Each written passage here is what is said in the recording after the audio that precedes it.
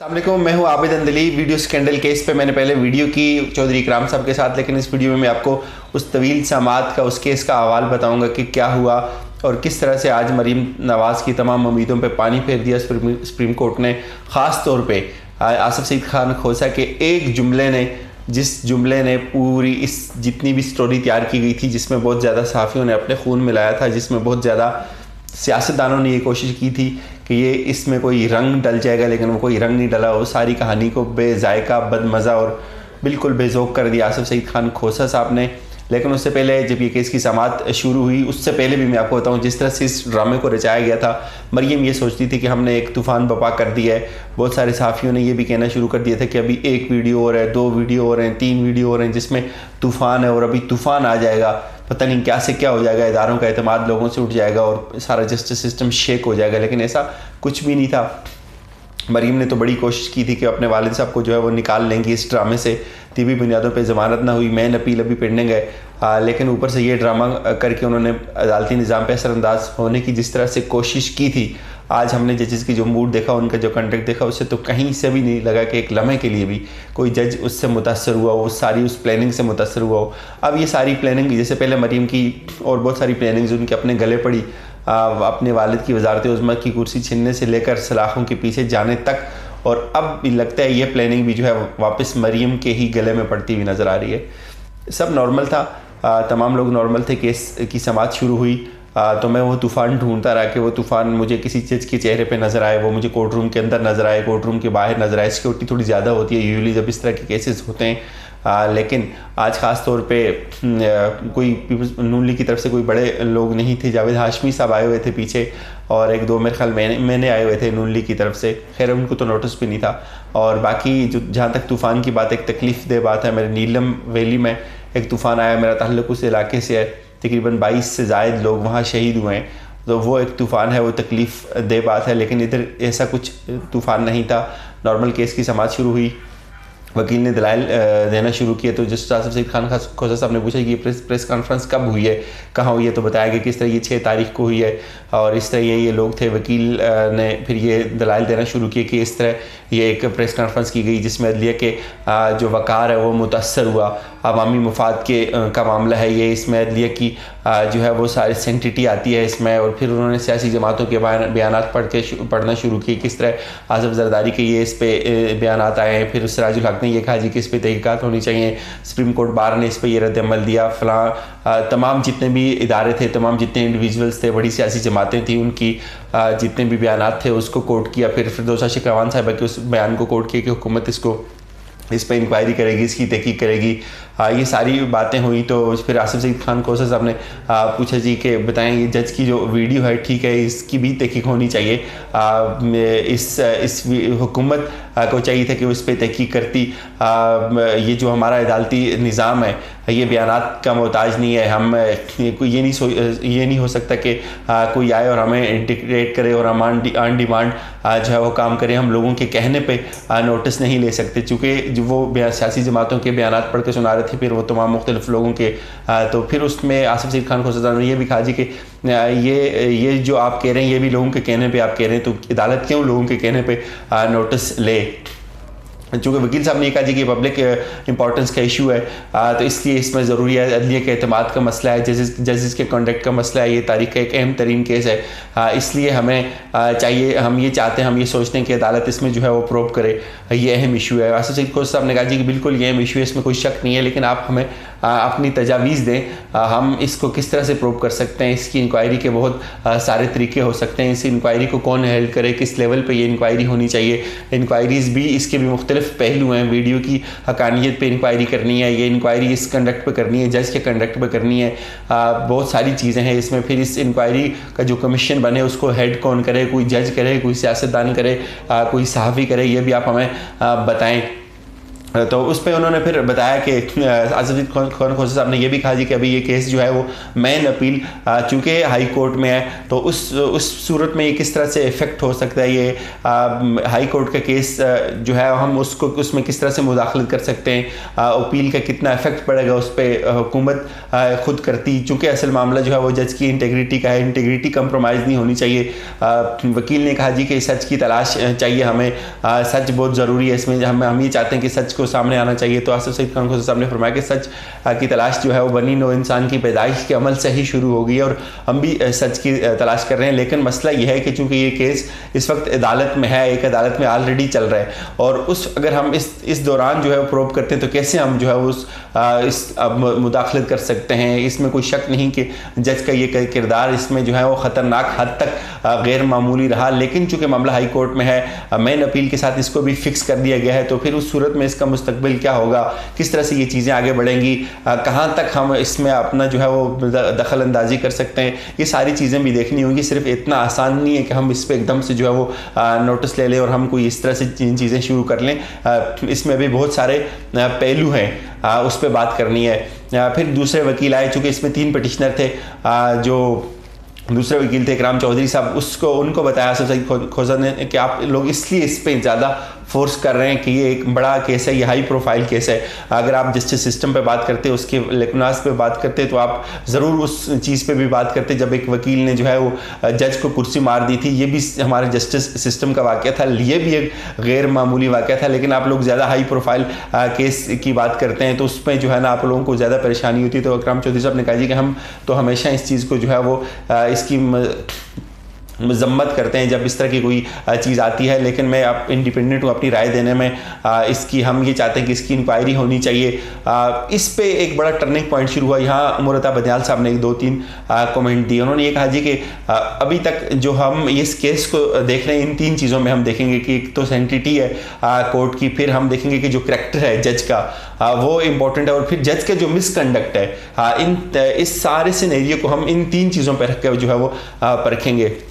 अताब साहब ने यह भी कहा कि इस वक्त बड़ी गर्द है, ये गर्द बैठनी चाहिए, इस गर्द को ज़रूर बैठना चाहिए और फिर इस पे फैसला हो। हम जज्बाती नहीं होंगे, हम ज़रूर देखेंगे इस पे। वकील साहब ने ये कोशिश की, बहुत ज़्यादा इस बात पे इन्फ्लुएंस किया कि ये तौहीन अदालत का मसला है। मरीम बीबी ने इतनी ज़्यादा बातें की, उन्होंने कहा जी कि मेरे पास और बहुत सारी वीडियोज़ हैं, मैं किसी भी हद तक जा सकती हूँ। तो ये सारी बातें फिर मरीम के बयान जो है चौधरी इकराम साहब ने कोट करके करना शुरू की कि मैं इसको मुर्सी जो है वो नहीं बनने दूंगी। ये सारी बातें हुई। तो फिर इस पे आसिफ सईद खान खोसा साहब ने अगेन यही कहा कि देखें, सबसे पहली चीज़ ये है कि इस वीडियो की हक्कानियत को तय होना है कि ये वीडियो कितनी हकीकत पे मबनी है। ये तवील समात थी, फिर बीच में ब्रेक आ गई। तो ब्रेक के बाद जो है वो दूसरे जो वकील थे, तीसरे पिटिशनर इस केस में तारिक साहब, वो आए। तो उन्होंने भी ये कहा जी कि इसमें जो है वो जज का कंडक्ट बहुत ज़्यादा हद तक गलत है। जज कैसे जो है वो किसी से मिल सकता है, इसकी कोई मॉनिटरिंग नहीं थी, इसकी कोई सर्विलेंस नहीं थी, कोई इसको सिक्योरिटी इदारे चेक नहीं करते थे। मुझे सिक्योरिटी इदारे जो है वो चेक करते हैं। इस वक्त पाकिस्तान में बहुत ज़्यादा मुदाखलत है, ISI मुदाखलत करती है इस पर। फिर आसिफ सईद खान खोसा साहब ने कहा जी कि ये जो आप केस लड़ रहे हैं इसकी आप इसी की हद तक रहें। उन्होंने कहा जी कि इस वक्त पाकिस्तान में एक भौचाल बर्पा किया जा रहा है, रोज़ टीवी पे ये चीज़ें होती हैं। तो मैं टीवी देखता हूँ, तो मैं और चूँकि मेरी मिसेज अकेले होते हैं, तो मैं दूसरे कमरे में उठ के चला जाता हूँ। तो मैं आसिफ सईद खान खोसा साहब ने कहा जी कि आप टीवी जब देख रहे होते हैं तो आप बटन बंद कर दिया करें। सिंपल हाल है, बड़ा केका लगे इस बात पे कोर्ट में। तो फिर उसने ये तारिक साहब ने भी ये इस्तदा की कि इस पे कमीशन बनना चाहिए। खोसा साहब ने ये कहा जी कि देखिए, इस वीडियो की हकानियत को जो है वो हम देखेंगे। उससे पहले इकराम चौधरी साहब ने इस बात पे बड़ा जोर दिया था जी कि मरियम जो है अभी और कुछ चीज़ें लाने की बात कर रही है। मरियम ये कहती है कि कुछ और वीडियोज़ हैं मेरे पास। फिर मरियम ही ये बात कहती है कि मैं इसको मुर्सी नहीं बनने दूंगी। तो और मरियम ये भी कहती है कि मैं आखिरी हद तक जाऊँगी। तो अब ये केस जो है वो अल्टीमेटली हम इसको किसी एक तरह से, किसी एक पहलू से नहीं देख सकते, इसको सुप्रीम कोर्ट से अलग नहीं किया जा सकता। ये इंपॉर्टेंट केस है और इसमें मुख्तलिफ इदारों के किरदार पे बात की गई है। फिर आसिफ सईद खान खोसा साहब ने जो सबसे इंपॉर्टेंट, जो टर्निंग पॉइंट था मेरे नज़दीक इस सारी कार्रवाई का, जो मरीम नवाज़ के लिए ये इस पूरी एपिसोड में माफ़ कीजिएगा सबसे ज़्यादा ख़तरनाक हुआ या जो नाकाम हुआ जिससे ये लगा, उस पे आसिफ सईद खान खोसा साहब ने ये कहा जी कि वीडियो की हकानियत देखनी है कि कितनी हकीकत पे मबनी है। अगर वीडियो हकीकत पे भी मबनी है तो फिर इस केस की जो एविडेंसेस रिकॉर्ड हो चुकी हैं वो तो वही रहेंगी, उस पर कोई फ़र्क नहीं पड़ेगा। यानी कि नवाज़ शरीफ की जो जेल है वो जेल ही रहेगी। नवाज़ शरीफ का जो केस है, जो लोग बहुत ज़्यादा कोशिश करते थे कि रीट्रायल होगा, इसमें ये चीज़ें हो जाएंगी, ये चीज़ें, नवाज़ शरीफ एकदम से जेल से बाहर आ जाएंगे, लेकिन इस चीज़ को यकसर मुस्तरद कर दिया सुप्रीम कोर्ट ने कि जो शहादतें रिकॉर्ड हुई हैं वो वही रहेंगी, उस पर कोई कंप्रोमाइज़ नहीं किया जाएगा, वो दोबारा नहीं होने वाली। लेकिन हाँ, जज के कंडक्ट की बात हो सकती है। फिर उन्होंने ये भी कहा जी कि देखें इसमें भी बहुत सारे कवानीन हैं, इसमें ये साइबर क्राइम का कानून है, फिर किसी इंसान की पर्सनल आप कैसे प्राइवेट वीडियो बना सकते हैं, इसमें तौहीन अदालत का मसला है, जज के कंडक्ट का मसला है। हम ये देखते हैं कि हमने इसमें जाना कहाँ तक है, हम इसमें किस हद तक मुदाखलत कर सकते हैं, फिर उसका मुस्तकबिल क्या होगा। हम फिर इस पर वकील ने कहा जी कि सर हम चाहते हैं कि इस पर जो है वो फैसला दें, तो आसिफ सईद खान खोसा साहब ने कहा जी कि हम इस पर ज़रूर फैसला देंगे और हम देंगे, इन करीब फैसला देंगे। लेकिन आप अगर ये सोचते हैं कि इसकी तमाम जो है ना शहादत जो एविडेंसेस रिकॉर्ड हो चुके हैं वो दोबारा हों, तो वो मुमकिन नहीं होगा। अटॉर्नी जनरल साहब का पूछा कि वो कहाँ है, पता चला कि वो बाहर गए हैं कुलभूषण यादव केस को लेके, तो मालूम हुआ कि वो कब आएंगे, तो 23 तक इस केस को जो है वो उन्होंने समाअत के लिए मुकर्रर कर दिया है। उस पर ये कहा कि अटॉर्नी जनरल भी हमारी इस पर मुआवनत करें कि हम जो है वो इसको किस तरफ लेके जाएँ, हमारे पास क्या क्या ऑप्शन है, हम इसमें कमीशन बनाएं या हम इसको जो है वो किसी और इसकी इंक्वायरी किसी और लेवल पे करवाएं, कौन इसकी इंक्वायरी करे, करनी भी है नहीं भी करनी, इसमें किन किन चीज़ों को ज़ेरे गौर लाना है। तो अभी कोई इस तरह से कोई चीज़ तय नहीं हुई कि इसको इन्वेस्टिगेट करने के लिए कौन सा कमीशन बनेगा, लेकिन 3-4 चीज़ें तो तय हो गई। वो क्या थी वो मैं आपको बताता हूँ। जजेस के जिस तरह से मूड था, जिस तरह से वो नॉर्मल इस चीज़ को लेके चल रहे थे, हम लोग सुबह सुप्रीम कोर्ट में जाते हुए शायद ये डिस्कस कर रहे थे कि यार एक सीरियस माहौल होगा। जिस तरह से ये नून लीग की तरफ से एक अदालत पे हमला करने की कोशिश की गई थी, या इस सारे सिस्टम को या शक में या लोगों के जहन में इस एक जो है वो शकूक डालने की कोशिश की गई थी, उस पर मरीम जो है वो कामयाब हो गई होंगी, तो ये हमें जजेस के कंडक्ट से चीज़ें समझ आ जाएंगी। लेकिन उन सब नॉर्मल थे तमाम जजेस, उनके चेहरे पे एक ज़रा भी शिकन नहीं थी, सब हंसते मुस्कुराते नॉर्मल केसेस थे। पहले कोयटा रजिस्ट्री के केसेस की समाअत थी, 5-6 केसेस वो थे, तो जब ये केस आया तो नॉर्मल तरीके से इसको भी सुना गया, किसी तरफ से भी कोई एक्स्ट्रा ऑर्डिनरी कमेंट नहीं आया। हाँ, एक बात मैं ज़रूर आपसे शेयर करूँ, जब साकिब निसार साहब की अदालत होती थी तो कभी कभी जो है वो गुस्सा उनके चेहरे पर आया होता था। आसिफ सईद खान खोसा क्या थे, अजमत सईद शेख साहब, उमर अता बदियाल साहब बिल्कुल नॉर्मल थे। जो अहम चीज़ ये थी, मरीम की तमाम प्लानिंग फेल हो चुकी हैं, हर तरीके से केस लंबा चलेगा।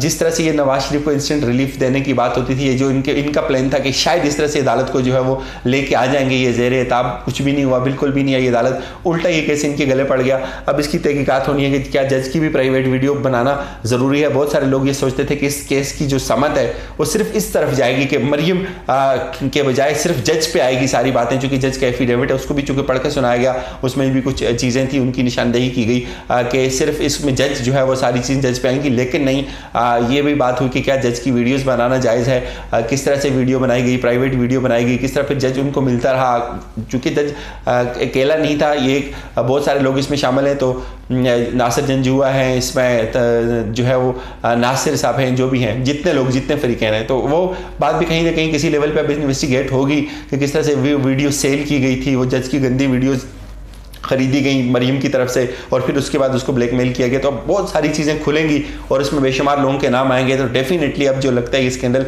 अगेन उनके गले पड़ गया।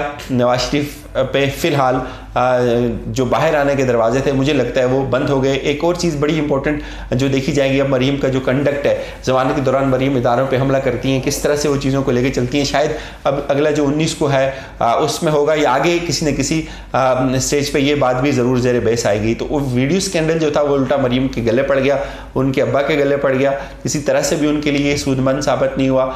लंबा चलेगा, JIT बनती है, ये कमीशन बनता है, कमीशन सबसे पहले इन्वेस्टिगेट करेगा कि वीडियो की कानियत क्या है, उसके बाद फिर जजेस से इन्वेस्टिगेशन होगी, जज किस सर्कमस्टांसेस में उससे मिला उसके एफिडेविट को इन्वेस्टिगेट किया जाएगा। उसके बाद अगर किसी लेवल पे जाके प्रूव करना होगा, हाई कोर्ट को कोई डायरेक्शन देनी होगी, देंगे। अदरवाइज जो ये समझते कि थे सुप्रीम कोर्ट में जो है ना वो तूफान आ जाएगा, वो तूफान बिल्कुल भी नहीं आया। उन सहाफ़ियों को माफ़ी मांगनी चाहिए आपको हमसे कि जो वो प्याली में तूफान बपा करने की कोशिश कर रहे थे और लोगों के जहन पलूट करने की कोशिश करते हैं। ऐसे बहुत सारे टीवी पे बैठ के लोग जो ये कहते थे कि मरियम मरियम मरियम वीडियोस पता नहीं क्या क्या किस किस मुल्क को दे दी गई हैं, उनको शर्म आनी चाहिए, उनको अपनी चीज़ें अपने बयानात वापस लेने चाहिए, ऐसी बातें नहीं करनी चाहिए। कुछ भी नहीं होता। सुप्रीम कोर्ट एक मोतबर इदारा है, बहुत मंजे हुए लोग, बहुत जेन्युइन लोग वहाँ बैठे हुए हैं, वो किसी से इन्फ्लुएंस इतना जल्दी नहीं होते। आसिफ सईद खान खोजर की बात करें, आप उमर अता बंदियाल साहब की बात करें, और अजमत सईद शेख साहब की बात करें जो अभी कुछ दिन बाद जो है वो रिटायर हो जाएंगे।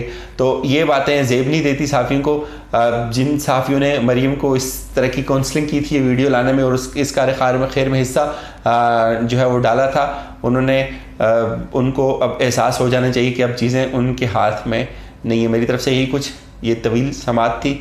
अपना ख्याल रखिएगा। अल्लाह हाफ़िज़।